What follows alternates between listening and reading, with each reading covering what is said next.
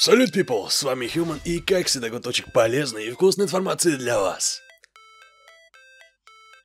Да, это оно. Ну что, друзья, сегодня мы с вами посмотрим на позорище, которое сделала Nvidia. Это видеокарточка GTX 1630. Также глянем на последовательность релизов GPU-шек RTX 4000 серии Ada Lovelace. Ну а под конец я с вами покажу SSD-шку нового поколения Gen 5 PCI-Express. Так что го смотреть, я создал. В мир просочился луч информации по видеокарточке бюджетной видеокарточки GTX 1630.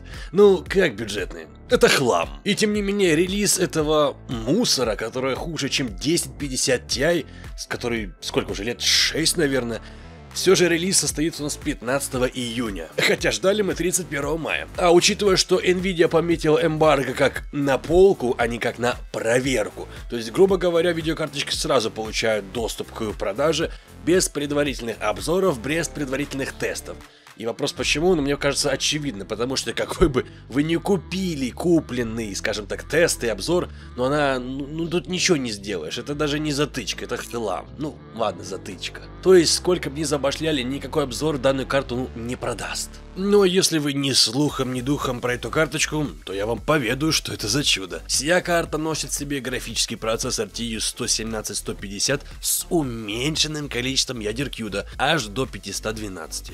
К слову, в той же GTX 1650 и то 896 ядер. Да. Шина тут тоже шлак, это всего лишь 64 бита, а значит и будет узким местом для производительности видеокарты. Но зато память здесь GDDR6, даже на 4 гигабайта и на 12 гигабит в секунду. Но вот только пропускная способность, извините, снижена до 96 гигабайт в секунду. А это, к слову, ниже, чем у 6-летнего Паскаля GTX 1050 Ti. Блин, позор. Да и вон та же GTX 1650 на GDDR5. Ребят, на GDDR5, не 6, она быстрее, на 72%, и это минимум. Во всяком случае в синтетических тестах в 3D Mark. Тем не менее, на данный момент Nvidia не подтвердила ни ценники, ни масштабы производства этого графического процессора. А значит, не исключен вариант, что данная карта будет продаваться лишь в исключительных определенных регионах нашей планеты. Итак, что нам известно? То, что грядущее объявление Ada Lovelace уже состоится в середине июля. А что касается именно релиза видеокарточек и поступления их в продажу, ребятки, тут все индивидуально. Ну а если учитывать традиции зеленых, то мы с вами вспоминаем, что когда происходит анонс, через 2 недели начинается и запуск в продажу видеокарт. А следовательно, первые видеокарточки, да, мы с вами можем увидеть уже в августе. Ну а по словам сливера Copilot 7 Kimi, релиз будет не как вампир, то есть концентрация не на 3080 RTX, а вот именно на фаворите, на high-end карте 4090. Правда, я фиг знает, каким образом они все это будут делать, продавать, потому что, это флагман, и он будет за бешеные бабки, даже если по RRC.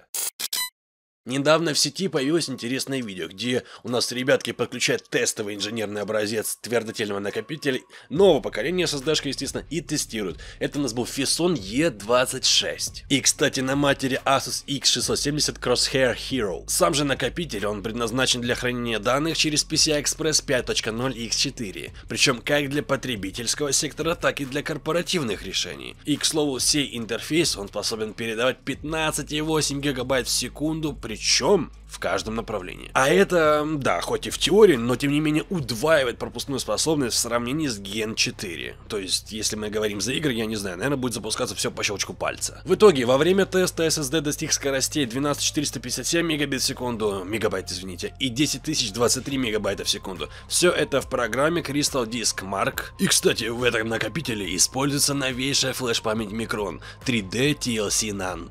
Ну и, друзья, еще раз напомню, подчеркну, что это тестовый образец, инженерный, так что скорости могут быть еще повыше, то есть, должна произвестись оптимизация. И, кстати, друзья, доселе была только одна фирма, которая заявляла, о твердотельных накопителях нового поколения. И если мне не изменяет память, это были Apacer. Там они говорили за скорость чтения в 13 тысяч мегабайт в секунду и скорость записи на 12 тысяч. Ну а на сегодня, ребятки, у меня для вас все. Вы уж извините, что видос такой коротенький, я что-то приболел, не очень себя чувствую.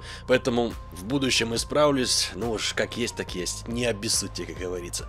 Ну а с вами, как всегда, был Human, и как всегда, кайфовой вам игры.